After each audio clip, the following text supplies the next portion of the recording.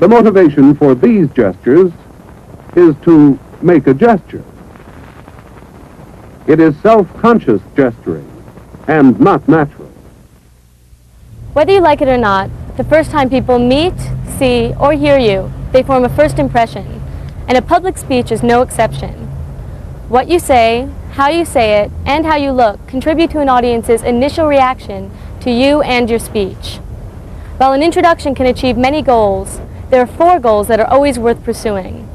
An introduction should capture audience attention, reveal your purpose or topic area, establish your credibility as a speaker, and relate your subject to the audience's needs and interests.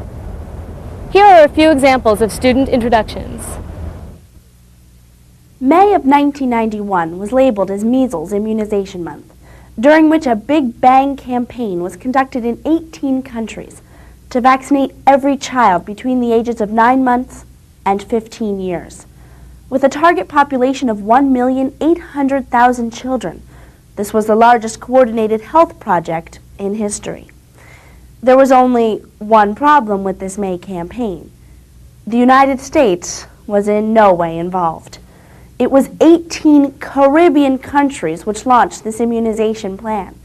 According to Medical World News of January 1993, American babies have lower immunization rates against polio than youngsters in 69 other countries, including Iran, Vietnam, and Botswana. Tragically, the United States has undergone a resurgence of preventable childhood diseases, thus sending 200% more of our children to their graves from 1990 through 1993. The Center for Disease Control's only explanation for the recent increase in deaths is that children are not being properly vaccinated. In order for all of us to understand this gross neglect, we must first explore the grave effects of improper vaccinations. Second, investigate the reasons why this problem has resurrected. And finally, explore plausible solutions to bury this predicament. In the 1960s, we had peace, love, drugs, and sex. Okay, we had more drugs than we did anything else. Now back then, drugs ruled the lives of drug addicts. Whatever they said and whatever they did was because of drugs. Now imagine being a drug addict in the 1960s or even today. Imagine looking for a hit or a high 3 to 4 times a day, spending hundreds or even thousands of dollars a month on drugs. Then there's this drug that comes along that can send you on a 48-hour high, 48 straight hours.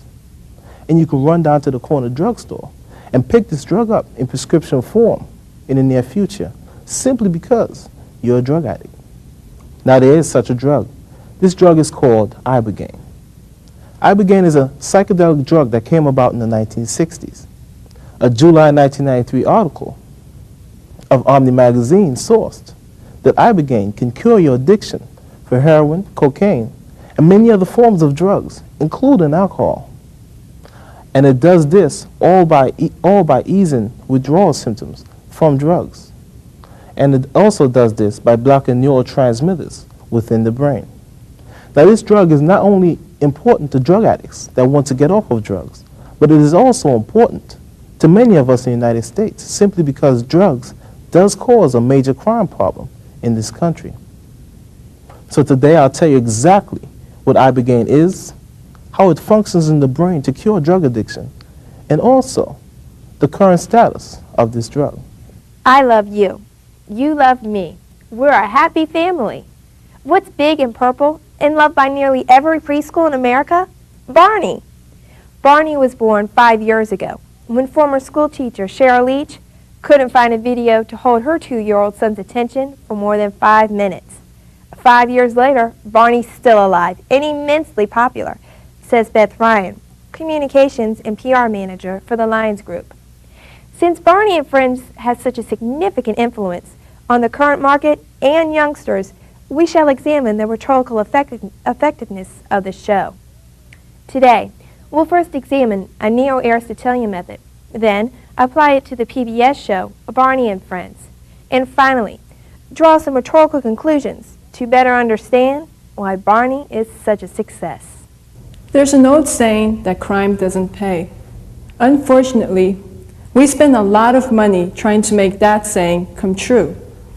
To begin, let me share a few government and Census Bureau statistics. There are 35 million crimes committed each year, from shoplifting to murder. Of these, only 15 million ever come to the attention of the police. The police only arrest 3.2 million criminals. Prosecutors obtain only 1.9 million convictions. And finally, only about 500,000 of the 1.9 convictions are sent to prison. For the 500,000 who end up behind bars, crime may not pay. But for those of us who pay taxes, the cost is close to $75 billion annually. You heard me right. Not 75 million, but $75 billion. All of us are concerned about crime, but we should be just as concerned about whether the $75 billion devoted to fighting crime is well spent. I like to suggest that this money could be better spent and reduce the level of crime in our country if it were redirected into 3 programs. 1, more officers for community policing. 2, drug treatment. And 3, improved probation systems. Amtrak is advertised. There's something about a train that's magic. Of course, they must be referring to that wonderful feeling that we would all get from rail travel. But what if I told you that that train would hover on a cushion of air and get you from New York to Los Angeles in about the same time as an airplane? That's not magic, it's maglev. While floating trains may seem like a science fiction pipe dream, magnetically levitated transport, or maglev trains, are a reality, and their magnetic personality may help solve some of the United States' environmental and traffic problems. To gain a further understanding of maglev, let's first explore the origins of this technology and see what makes it work. Then examine its positive and negative sides, and finally, peer into its possible future. A big one. I don't know, maybe 50 feet, maybe more. But when it came down, it made a big crash. Last impressions can be just as important as first impressions. The conclusion to a speech can achieve many goals. You can use your conclusion to summarize the main points or purpose of a speech, signal that the speech is about to end, and shape ideas and images into a lasting memory. As I said, stereotyping is based on prejudice, the prejudging of people before we get to know them.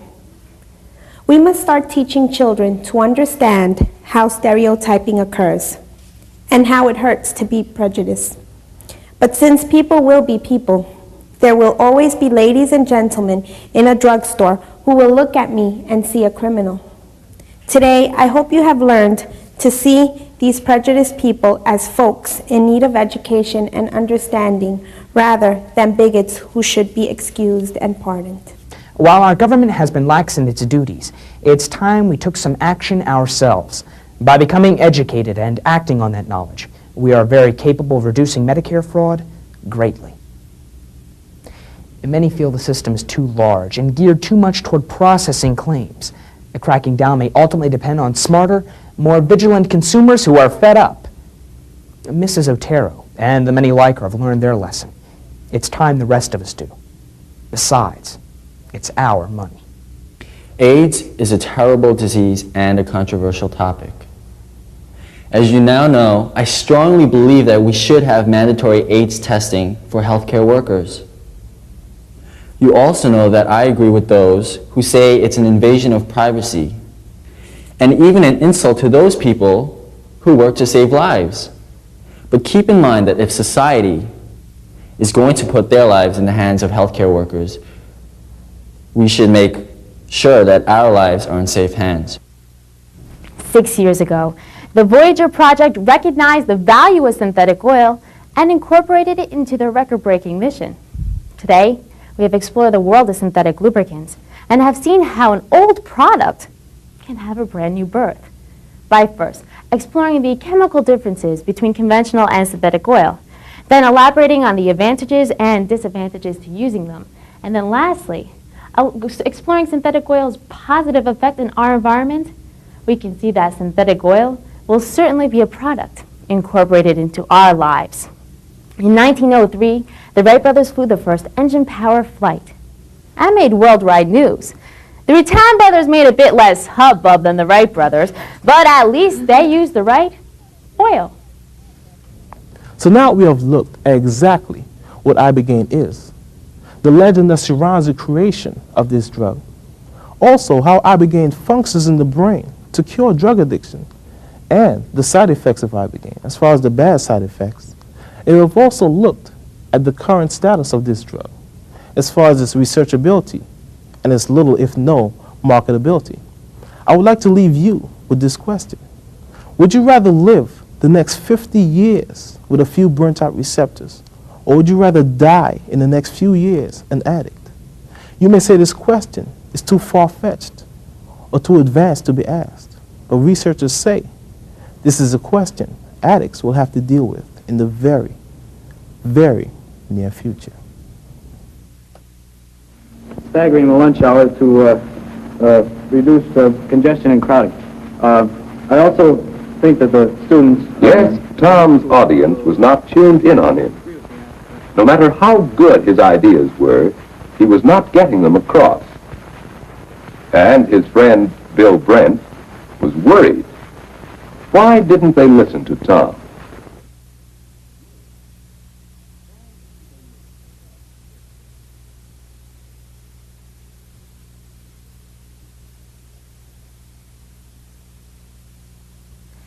Legend has it that Leonardo da Vinci only slept 90 minutes a day, in catnaps of 15 minutes every 4 hours.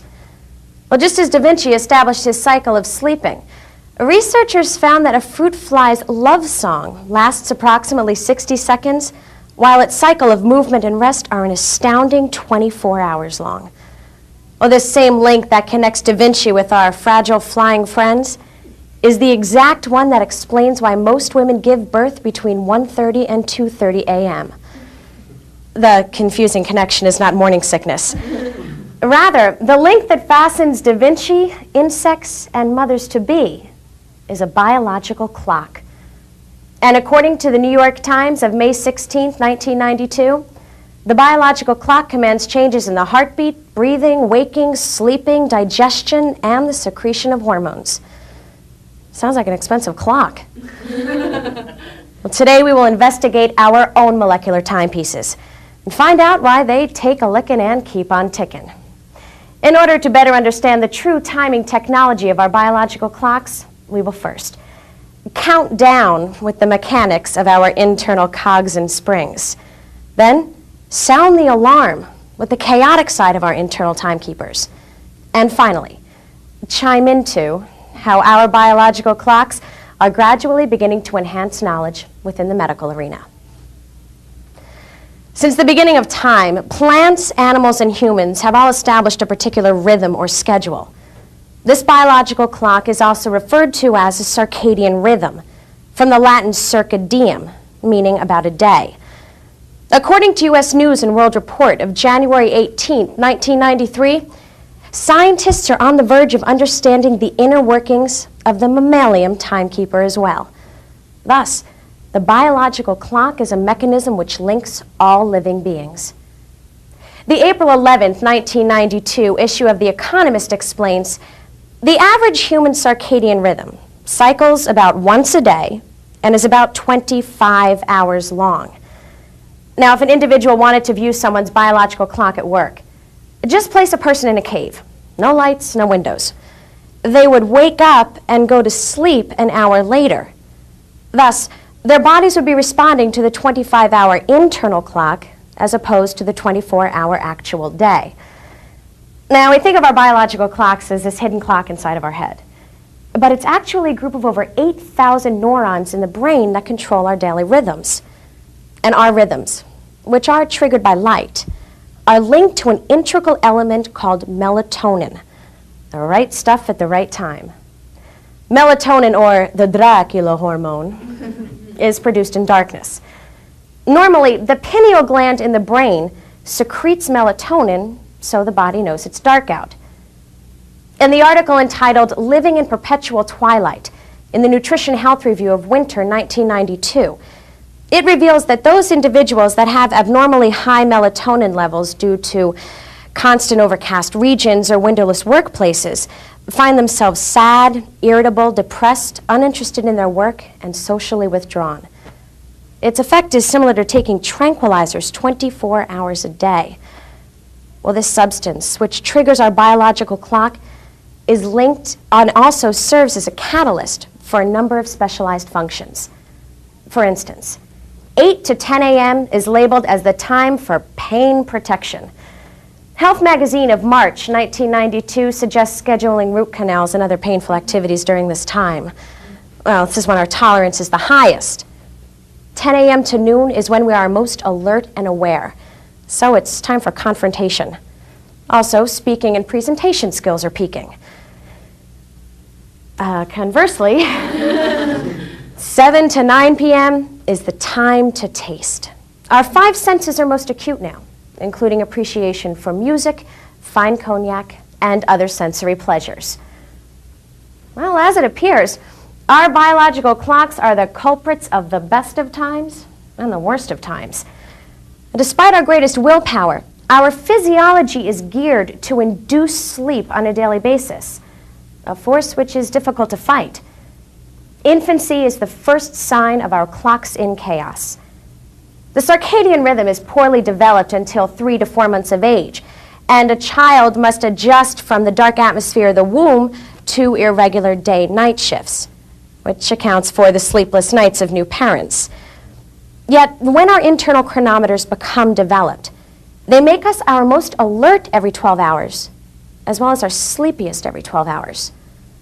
As a result, there has been a growing concern within industries that must function around the clock, such as chemical plants, aviation, and nuclear power plants. The evidence is strong. The Union Carbide explosion in Bhopal, the 3 Mile Island accident, and the Chernobyl disaster. They all occurred during the late evening night shift, at the low point of the biological day. Now, asking the body to adjust to new schedules, whether it be from work shifts or jet travel, can put a strain on our system. However, changes in our performance are not only associated with shift work and travel. As we mature and age with the experiences of life, our clock parts become rusty as well. Changes in sleep pattern were discussed in the October 17, 1992 issue of The Lancet. The periods of rest and activity deteriorate with age. Thus, changes in the circadian pacemaker are age-related, causing a third of those individuals over the age of 65 to wake up too early several hours each week.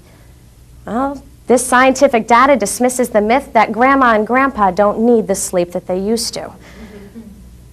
Well, the understanding of the mechanisms and the chaos which they cause is changing chronobiological research. The Journal of the American Medical Association of June 3, 1992 asserts, the understanding of the biological clock and its effects on human health and conduct is changing medical therapy. The increased interest in tracking down the effects of melatonin is shedding light on research with the blind.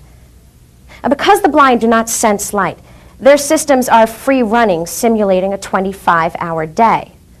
An extra hour is added on to each day.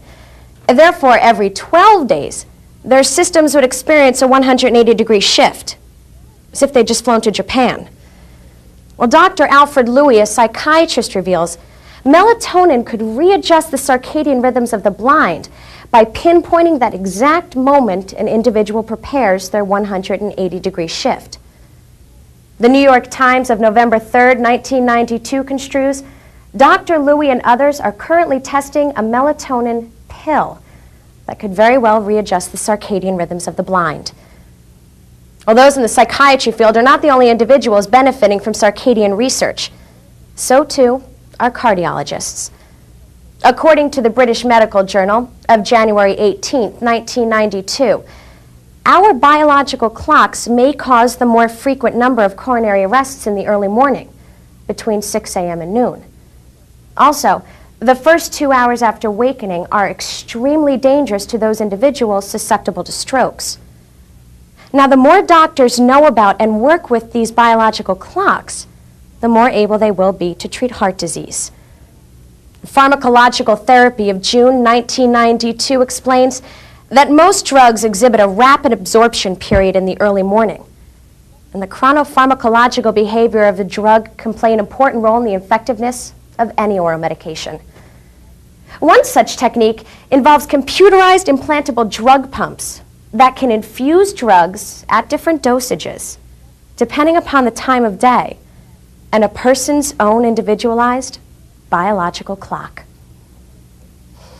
Well, as it appears, our biological clocks are setting the pace for our futures and medicine as we know it today. It will continue to be a technological versus a biological development. There's no doubt that our clocks will continue to tick long after our time has run out. Today, we have become more familiar with our inner workings by first understanding the mechanics of our internal cogs and springs, then examining the chaotic side of our internal timekeepers, and finally, delving into how our biological clocks may be enhancing knowledge within the medical arena. Although Da Vinci and other slumbering celebrities established their clocks decades ago, for others, resetting theirs may take more than an instruction manual. Hopefully, chronobiological technology has that blueprint in the making.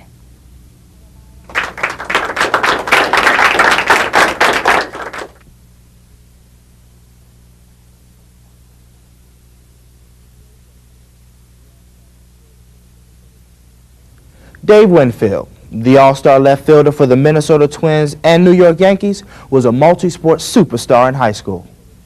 Not only did he excel in baseball, but he did well in both basketball and football.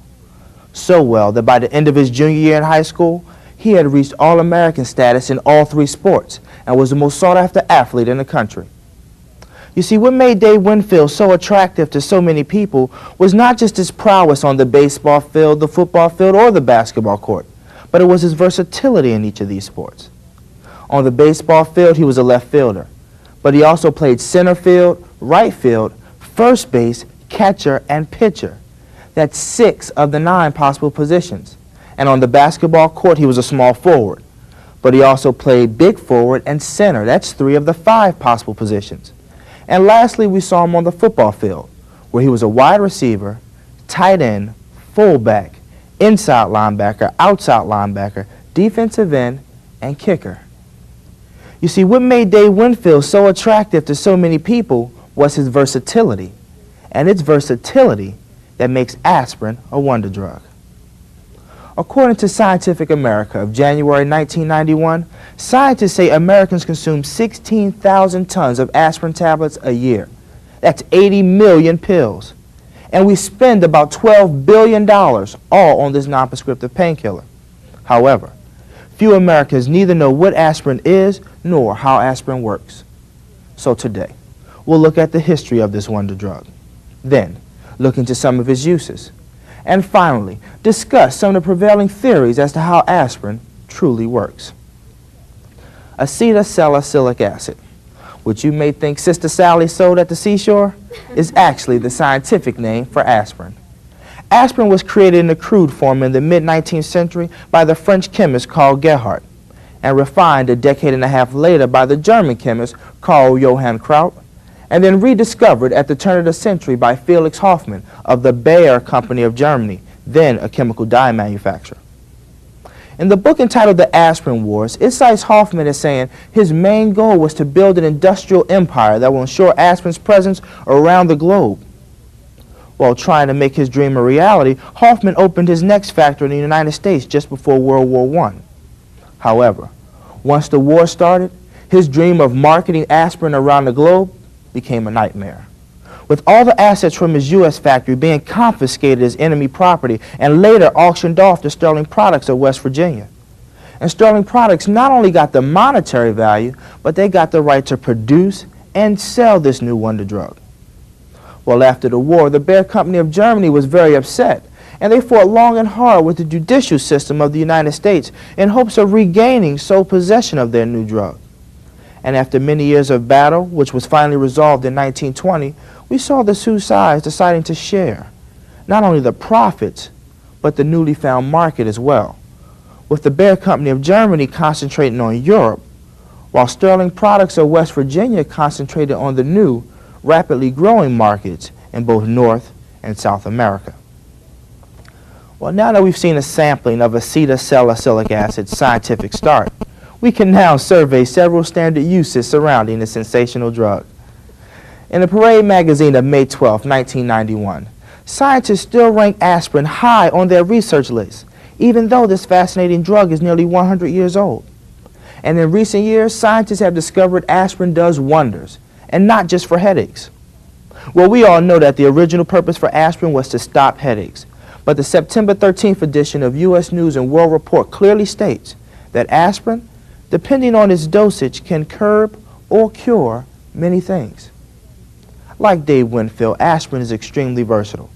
In recent years, we've seen scientists prescribe large doses of aspirin to cool an inflamed or painful joint, or to quell a fever. In A Good Housekeeping of June 1993, scientists have discovered aspirin's potential to lessen the risk of a fatal heart attack during a pregnancy, or to quiet gum disease, to retard cataracts, to prevent against gallstones or diabetes. Scientists have discovered aspirin's potential to prevent and sometimes heal heart attacks or strokes. Well, in addition to the many medical benefits associated with this wonder drug, scientists have also discovered some non-medical benefits associated with aspirin as well. A New Scientist of January 1991 suggests that if you take an aspirin and put it in a vase of water, it will keep cut flowers fresher longer. Well, we've seen how this wonder drug can prolong the life of humans, but we're now seeing aspirin prolong the life of plants as well. Aspirin can indeed do many things, but aspirin has its drawbacks. Because aspirin thins the blood, inordinate bleeding can occur, which is why doctors recommend no aspirin should be taken 7 days prior to any type of medical work or any type of dental procedure. Aspirin can also cause gastric or intestinal irritation, which is why doctors recommend a buffered aspirin. A buffered aspirin is like a regular aspirin, but it has a coating over it, and this coating serves as a protection for your intestinal or your intestinal tract. And finally, there's Reye syndrome.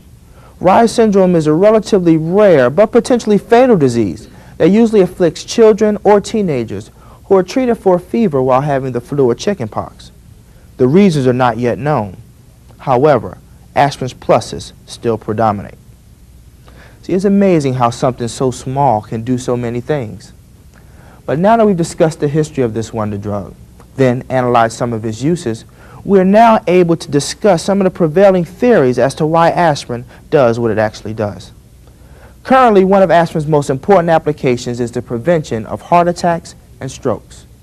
In a Parade magazine of May 12, 1991, it says low doses of aspirin thin the blood, making it less likely for an oxygen-blocking clot to occur. A stroke can occur when an oxygen-blocking clot is formed on an artery that feeds blood to your brain. Or a heart attack can occur when an oxygen-blocking clot is formed on an artery that feeds blood to your heart muscle. Well, without oxygen, which is carried by the blood, a section of your heart will then die off, which causes that heart attack. Or a section of your brain will die off, which causes that stroke. Well, aspirin permanently stops blood from clotting by acting on the tiny cells known as platelets. Aspirin prohibits the blood from clotting in that the platelets have only an 8-day life cycle. In May of 1987, Ed Koch, then the mayor of New York City, he admitted himself to the hospital for what he described as a minor stroke. He complained of partial paralysis of the left side of his body and of a slurred speech. Well, after 4 days of being hospitalized, Mayor Koch was released with this prescription: exercise more, lose weight, and take 1 aspirin every day. You see, when you take an aspirin every day immediately following a heart attack or a stroke, you reduce by 23% the likelihood of having a repeat occurrence. Aspirin can indeed do many things. But as Dr. Charles H. Henkin, a medical professor at the Harvard Medical School, warns us, aspirin should be taken as an adjunct to, never a substitute for the proper maintenance of your body. So today, we've seen by first analyzing the history of aspirin, then by looking into some of its uses, and finally by discussing some of the prevailing theories as to how aspirin truly works. And because we've done this, we are better able to understand what doctors mean when they say take 2 of these and call me in the morning. You see, every day scientists are coming up with brand new uses for this age-old drug, which forces doctors to no longer look at aspirin as a simple painkiller, but instead to look at aspirin much like those college recruiters looked at Dave Winfield, as someone or something who in diverse situations can do many things.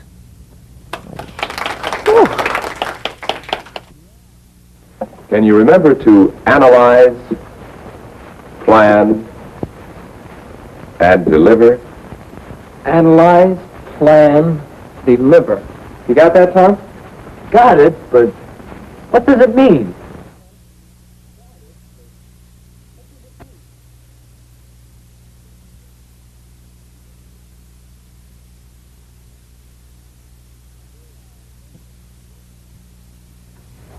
Three-year-old Lindsay just won't stop tormenting her sister and knocks her over. Her mother warns her and tells her to stop. But instead of obeying, little Lindsay throws a shoe at her mother. Furiously, her mother says that it is wrong to hit other people, as she was delivering a spanking.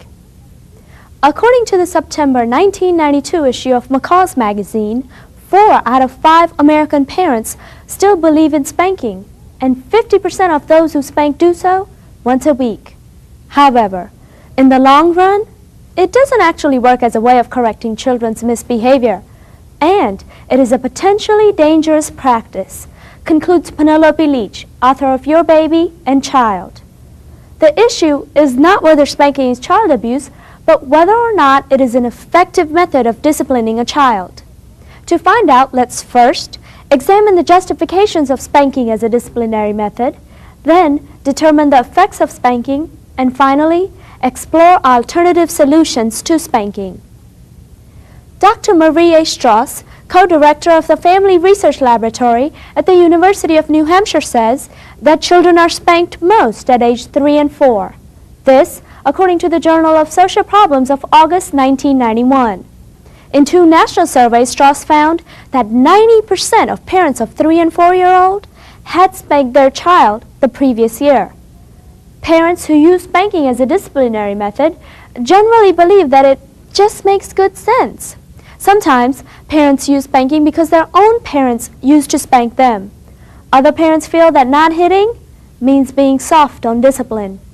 Most of the children growing up today that are not spanked are uncontrollable, says one parent in the July 23, 1993 2020 episode. Children often fail to do what they're told. This creates all sorts of misunderstandings, so spanking seems like the only way to get through to a defiant child. A quick spanking can be incredibly effective. It usually causes the child to stop whatever they're doing wrong. It also allows parents an instant release from frustration and anger. A parent in Exceptional Parents magazine of January 1991 said that it works. I once hit my child for misbehaving, and he never misbehaved that way around me again. It is the only way to get children to toe the line, says another parent. How else are you going to teach them right from wrong? While we understand why parents choose to use spanking, we don't realize the real effects it has on children. Dr. Ross D. Parley, a University of Illinois psychology professor, says that spanking works in the short run, but it creates problems that negate its usefulness in the long run. According to the previously cited McCall's magazine, children develop a tolerance for spanking in the long run. A quick slap on the hand does the trick. Then a swat on the backside. Then maybe a more determined spanking until one day there's a dramatic confrontation. Go ahead, Mom. Hit me. I don't care. It doesn't bother me. It may even harm the relationship between a parent and a child because children learn to fear parents, and the closeness which is associated with trust seems to be missing. 5-year-old Karen says, "My mommy's face gets so ugly when she hits me that I get scared." Spanking can lead to a significant amount of emotional harm, states the Working Mother magazine of March 1991. Children who classify their parents' behavior as harsh, unfair, or inconsistent are more prone to a variety of mental health problems, which include depression and alcoholism later on in life. It lowers the child's self-esteem. Spanking teaches children that violence is all right. Dr. Sanger in Working Mother magazine of November 1991 said that the more spanking parents did, the more likely children were to attack other children. And men who are spanked as children are more likely to hit their spouse. Use of the rod, states Parents magazine of March 1991, does not create children who in the long run are more prone to obey. Instead, they may be more aggressive than those who are spared. Physical punishment does not teach a child how to behave. In fact, children that are spanked 2 or even 3 times a week are less well behaved than those who are not, concludes the previously cited McCaw's magazine. Psychologist Irvin A. Hyman, author of The Reading, Writing, and Hickory Stick, concluded that the evidence is amazingly consistent, and it shows without a doubt that spanking is the least effective disciplinary method we have to choose from. So we understand why parents choose to use spanking and determine the effects it has on children. Therefore, let's examine some alternative solutions to spanking. This is an issue that does not require a letter to Congress. Parents or potential parents need to learn how to discipline children without losing their calm and dignity. Reliance on physical punishment is partly due to the lack of skills and practice in alternative modes of discipline. By studying parenting styles of happy, well-adjusted children, behavioral scientists have come up with a number of techniques that are more effective than spanking. One of them is to listen and understand. Children have their own reasons for not minding. Acknowledge your child's feeling before you tell them what you require them to do. Once you understand their point of view, you can go on to instruct them. Give reasons for your requests. Don't just say, "Because I said so." For example, don't just run to the toy section. Let me know before you go so I won't be worried. Giving reasons strengthens your child's ability to develop empathy and consideration. Children can feel overwhelmed if you assign them a task with many steps. Try to keep your instructions short and clear. Teach your child to take control and responsibility. If your son or daughter, for example, forgets to take out the garbage, help him or her make a chart to keep track of the days they do it. It is important for parents to realize what their children are capable of at different ages. Don't expect them to exceed their abilities. Another alternative is to change the environment. For example, if you know you're about to blow up at a supermarket or McDonald's, leave. A simple change of location almost always works. Timeouts, which is described in the previously cited McCaw's magazine as removing a misbehaving child from an activity, works very well with frustrated parents. When a child is acting up, a parent usually says, "Go to your room." But the bedroom can be a fun place, especially when it's filled with toys. Reader's Digest of January 1991 says that for a very young child, you're better off with the old chair in the corner technique. It is very dull, which is the whole point of a timeout. One of the most powerful ways children learn what to do and what not to do is by watching you. If you shout all the time to get your way, you can certainly expect your child to do the same. If you choose to watch television instead of mowing the lawn, your child will prefer to play video games instead of doing homework. Today, we looked at spanking as a disciplinary method, determined the effects it has on children, and finally, explored alternative solutions to spanking. Not hitting takes a lot more self-control and self-discipline. It is easier to let fly with a swat than it is to stuff your hands in your pocket and talk firmly, even angrily, to a defiant child. It takes backbone not to spank when you feel like it. Children tend to follow the guidance of those who inspire affection and admiration, not loathing and fear. Just as community attitudes towards smoking have changed radically in the past 20 years, so can community attitudes towards children. An 8-year-old Sammy sums it up best when he says, "I get spanked in my rear end, but I feel the pain in here." Thank you.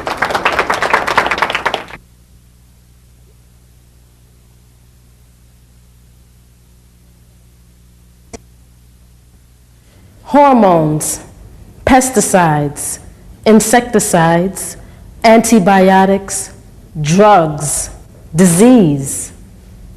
It's inside of all of us, slowly but surely killing us all. The worst drug pushers do not work city streets. They operate today's factory farms, says psychotherapist John Robbins, co-founder of a group called Concerned Citizens for Planet Earth. Today I will persuade the audience to become vegetarians as opposed to meat eaters. There's enormous evidence that meat eaters die earlier because animal meat is unhealthy. But by choosing vegetarian's diet, you will not only live healthier lives, but longer ones also. Animal products are a major contributor to heart disease and cancer, #1 killer in America. So please remember, vegetarian's diet does not only spare animals suffering and death, it also spares humans as well. Now let me begin. Animal meat is unhealthy, and this is a serious problem. According to the National Research Council, 15 million pounds of antibiotics produced in the U.S. is fed to animals. According to the Centers for Disease Control, our so-called grade A eggs are responsible for salmonella infection. And according to animal rights advocates, veal calves is just unhealthy. They are religiously dosed with antibiotics. According to the National Research Council, top 10 foods likely to cause cancer: chicken, #1, beef, #3, pork, #7. And according to the General Accounting Office, 14% of meat and animal products contain illegally high doses of disease and pesticides. Jim Mason and Peter Singer, authors of Animal Factories, 1990 edition. Animals are chemically dosed and genetically hyped to meet industrial standards. 15 million pounds of animal tissue that is contaminated with cancer, it's recycled back to the animals as their feed. According to psychotherapist John Robbins, author of Animal Rights, high levels of cholesterol is found in lean tissues as opposed to fat tissues. And the United States is the highest consumer of meat and animal products, yet we have the lowest life expectancy. U.S. Surgeon General's report on nutrition and health, death rate for heart attacks of meat eaters between the ages of 35 and 64 makes up 72% Americans. And cholesterol levels of meat eaters are 16% to 29% higher than those of vegetarians. So there it is. The evidence is clear, slapping us in our face. It is an undisputable issue. Animal meat is extremely unhealthy. So let me show you some of your alternatives. Become a vegetarian. These problems can be helped by following a vegetarian's diet. Protein: wheat, 17% high in protein; cabbage, 22% high in protein; oatmeal and pumpkin, 15% high in protein; lentils, bean sprouts, rice, potatoes, and the list goes on. Broccoli. I've just explained to you just a few ways to get you onto your road to recovery, which is the only way.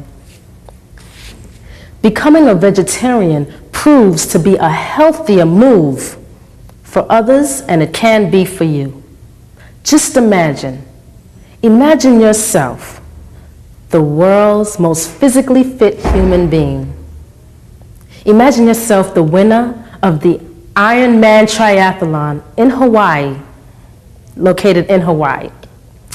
Now, this triathlon, mind you, consists of a 2.4-mile ocean swim, a 112-mile bike race, and a 26.2-mile marathon run.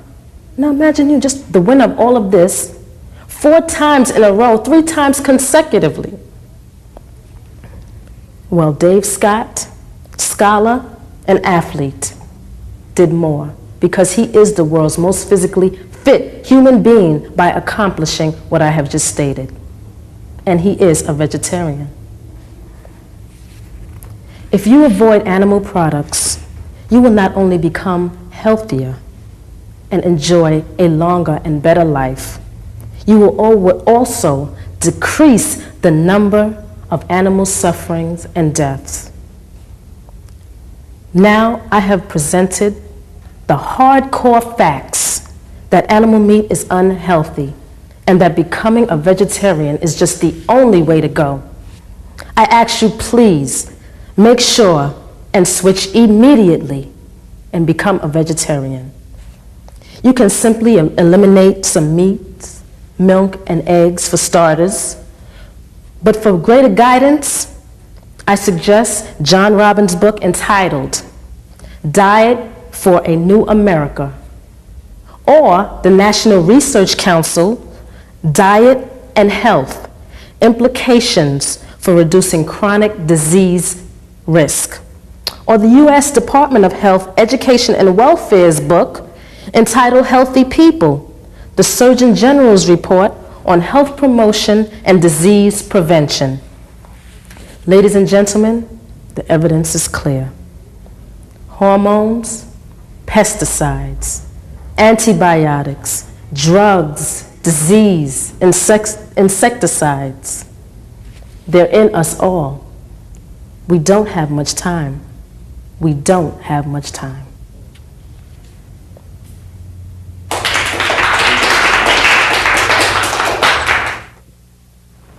Tom still has much to learn, but he's on his way to a better social life, better school life, and better business life with effective speaking.